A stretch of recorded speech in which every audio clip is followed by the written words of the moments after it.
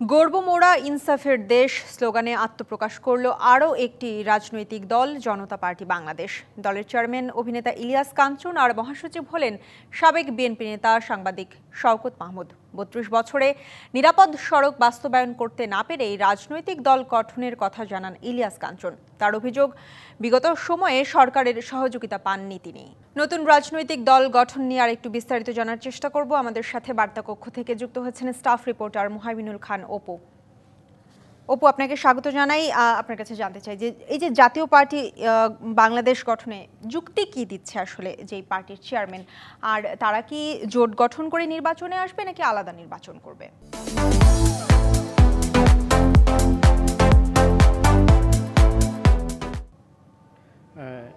আজকে যে নতুন পার্টি আত্মপ্রকাশ করেছে জনতা পার্টি বাংলাদেশ, এই দলটির কিন্তু চেয়ারম্যান রয়েছে ইলিয়াস কাঞ্চন এবং মহাসচিব হয়েছেন প্রেস ক্লাবের সাবেক সভাপতি শওকত মাহমুদ।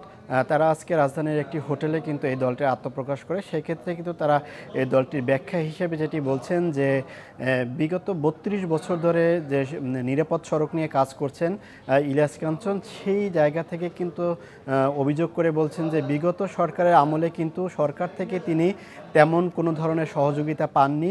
প্রতিদিনই কিন্তু আমরা সড়কে যে দুর্ঘটনা দেখে যাচ্ছি, নিহত সংখ্যা রয়েছে, আহত সংখ্যা রয়েছে, সেই প্রেক্ষিতে কিন্তু এখন পর্যন্ত এই ঘটনা কিন্তু প্রতিদিনই ঘটছে, তবে সেটি কিন্তু সমাধান হচ্ছে না।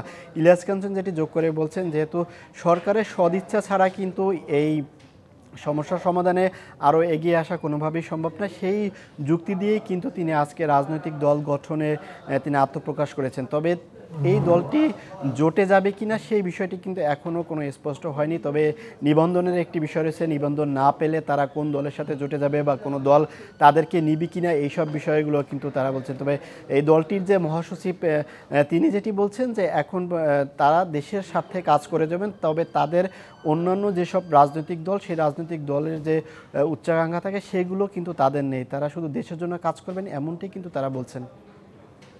অসংখ্য ধন্যবাদ অপু আপনাকে আমাদের সাথে যুক্ত হবার জন্য।